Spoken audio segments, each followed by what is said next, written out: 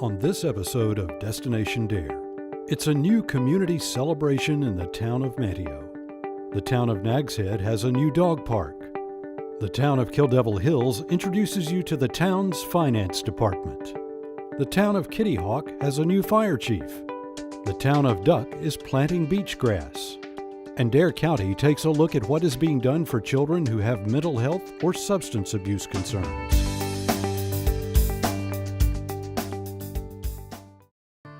It's a new year, and the town of Manteo celebrated in style with their very successful New Year's Eve celebration.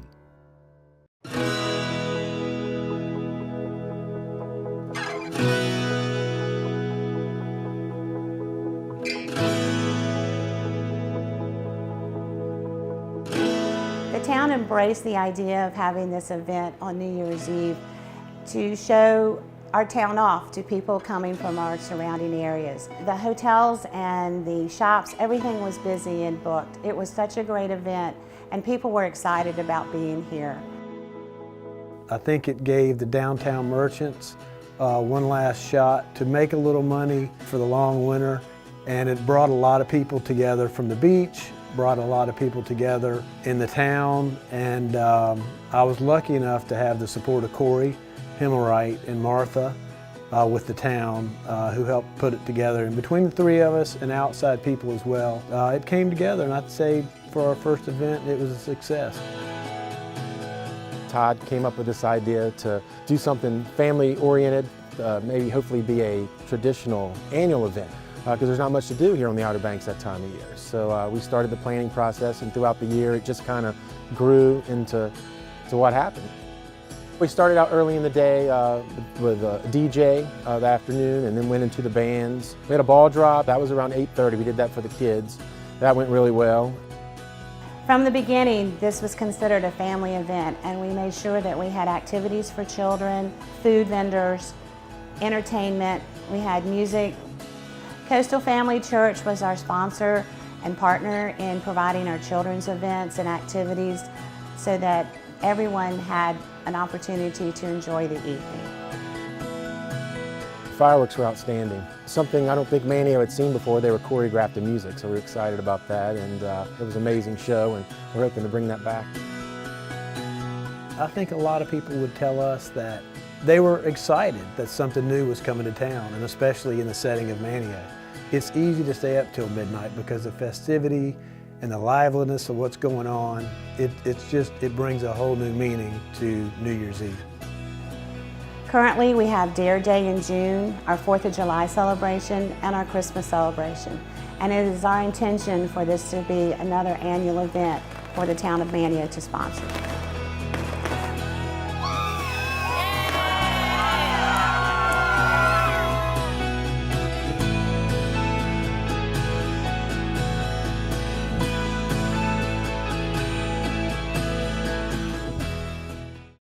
The town of Nags Head makes walking your dog a little easier with a new dog park.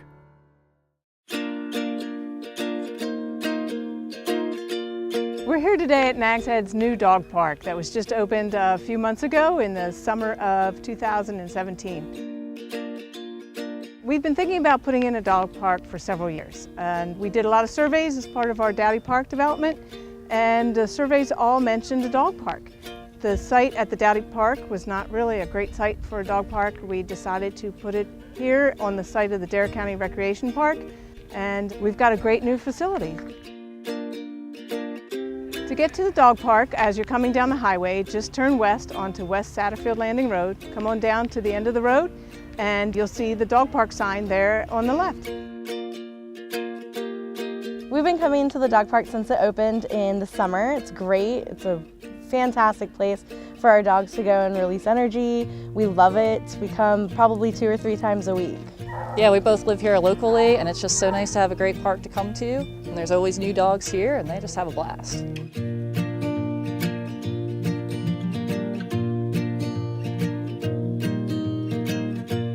When you visit the dog park, it's actually 2 parks built into one. We have a small dog park for dogs 30 pounds and under, and for the dogs 30 pounds and over. The dog park is free, it's open to everybody, and there's no permit needed. The dog park is open from 1 hour before sunrise to 1 hour after sunset. We hope that you bring your dog to the park.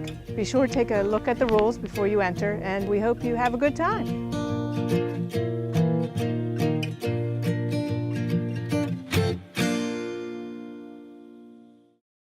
The Town of Kill Devil Hills introduces you to the town's finance department.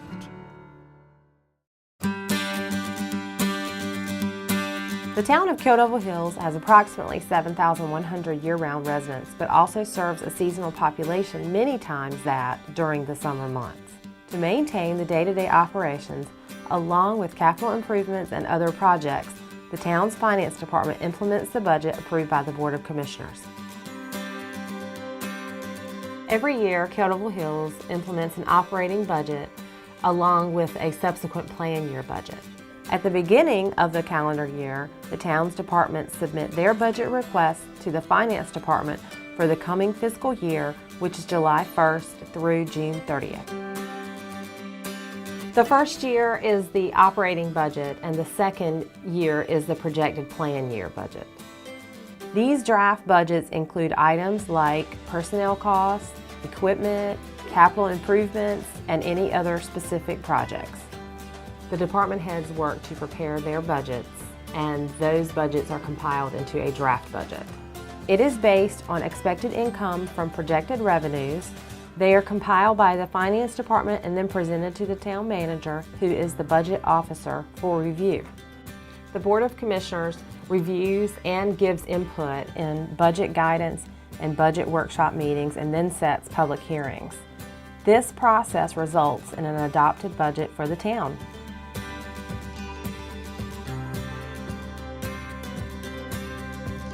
Once the budget has been adopted by the Board of Commissioners, the Finance Department publishes it and executes it, including setting it into the town's financial management program.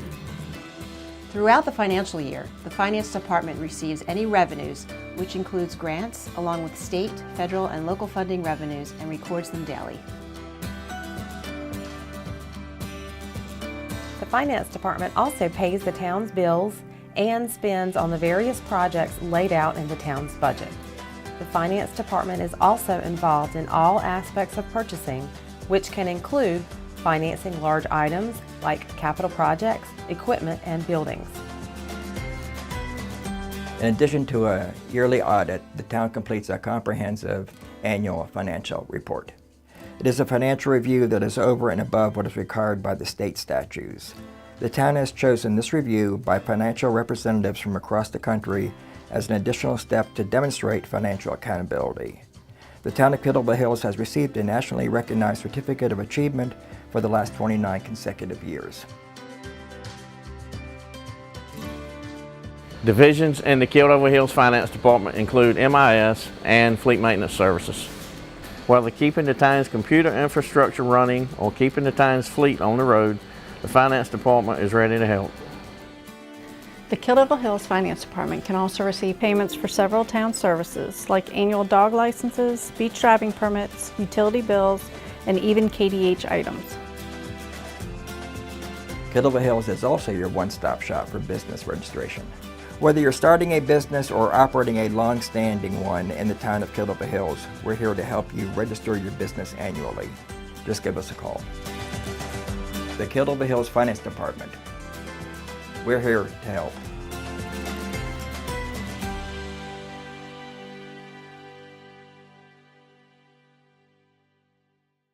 Meet Mike Talley, the new fire chief for the town of Kitty Hawk.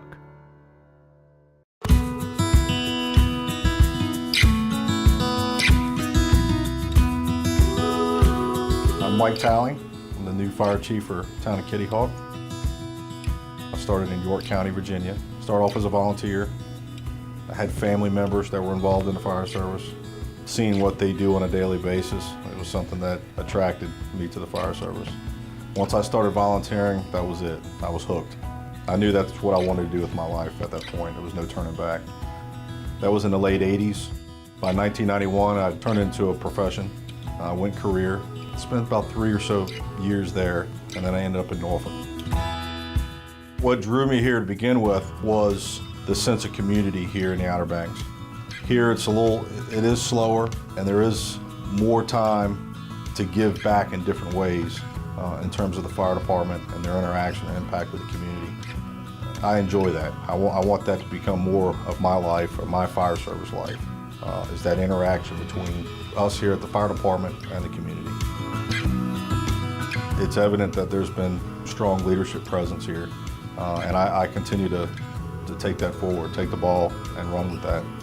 I have a lot of background as far as experiences, and I've been to several events that have given me a lot of tools from my toolbox, and I'm hoping to bring that here, share that knowledge, those skills, to improve the people here with us in this department. It's giving back to the people here. Again, I think that the most important part of any organization is its people. I have been extremely fortunate in having great folks help me along the way in every regard. So I hope to pay that forward. Here, there's a great bunch of folks here. They're very eager to learn. They have great attitudes, and I'm hoping to pay forward what folks have given me along the way.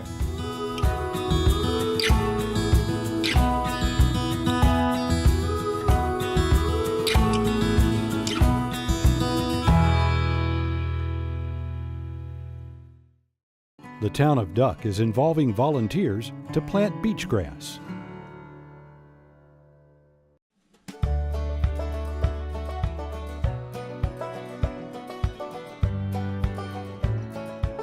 Hi, I'm Sandy Cross with the Department of Community Development with the Town of Duck, and as part of our post-beach nourishment plan, we have recently completed a second row of sand fencing, which you can see behind us. We also have started a volunteer-based planting program. We are averaging about 15 to 20 volunteers per planting and have had over 90 folks come out and help us. We are planting beach grass to try and stabilize the plentiful sand that we have now as a result of the nourishment. We have sand blowing at a high rate. It's accumulating on the top of the dune, and we want to try and stabilize that area so that it doesn't continue in a westward motion. So we're trying to plant beach grass just east of the crest of the dune, and we are focusing primarily on the community beach accesses since they see the higher traffic. We're doing about 10 sections on each side of the beach accesses, about 10 to 15 feet deep, depending on how many plants I have per planting, which is averaging between 4,000 and 5,000 plants. We can get more bang for our buck by using volunteers that are excited about this program, that are invested in our community, and that bring other people out and meet new friends. So it's been a really great experience just to see how many people I have not met in Duck that are excited about being here, and this is one way that they can be involved, whereas they may not be interested in summer events, but they want to do this. So it's really been a cost-effective way to bring the community together and to improve our beaches and grow our dunes. I'm Sandy Whitman. I'm helping the town plant beach grass on the new sand that was brought in for beach restoration. I think part of living in the community is volunteering and helping the community out in any way you can. And I just think it's something that has to be done, and we're doing it. Well, we have teams. We have one person on a shovel that pushes the shovel down and moves it forward. You push it down about 8 inches in the ground, and then somebody's unfortunately on their knees, sticking the grass in and pushing it down as you pull the shovel out. Combination with the sand fences that we put up, the grass should hold that sand in. We did one in October, I think one in November, and this is our third time out. It's fun. And we're recent transplants from New York, so we figured we'd get involved with the planting here in Duck. We anticipate this continuing through the entire winter as weather permits. If you're interested in volunteering for the beach planting program, you can contact me at the office. You can send me an email. We also have an online sign-up available, much like we do for our jazz festival, and we can supply you with that link as well.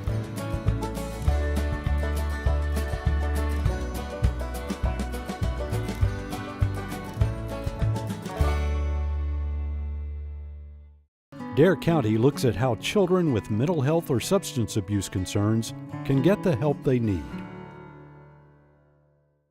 The DARE Community Collaborative on Child Mental Health and Substance Abuse is a group of people from the community that is interested in making sure that children with mental health or substance abuse concerns receive the best services possible. It is composed of participants from a variety of agencies that help children throughout Dare County, and the goal is to work together to be able to help children in a more efficient way. Some examples of the participants in the collaborative are Port Health Services, Dare County Health Department, Children and Youth Partnership, the Outer Banks Hospital, and many other participants. Part of my role as System of Care Coordinator is to work with different people, agencies, and organizations in Dare County to try to bring about this system of care, to make sure that children and youth that experience mental health issues or substance use issues and their families have access to the care and to the services that they need here. The participants in the collaborative have an opportunity at the monthly meetings to share information about what's going on in their agencies or organizations and what's happening in the community that would be of benefit to children and families. One of the goals of the collaborative is to use everybody's knowledge in the room to identify where the weak areas are in the system, and then try to be creative in coming up with solutions that are possible. One of the goals for the collaborative this year, and one of the challenges that they had, was to get some form of psychiatric medicine for adolescents into the county. And the fact that we have been able to, in essence, do this from our first meeting in January 31st and seeing the first patients in around early December is quite something. And that was one of those, they said it couldn't be done, but once again Dare County did it. I'd like to encourage anyone that's interested in helping children in Dare County to participate in our collaborative. There's a place at the table for you. The DARE Community Collaborative meets monthly on the second Tuesday at 1:30 p.m. The meetings are held at the Dare County Administration Building in Manteo.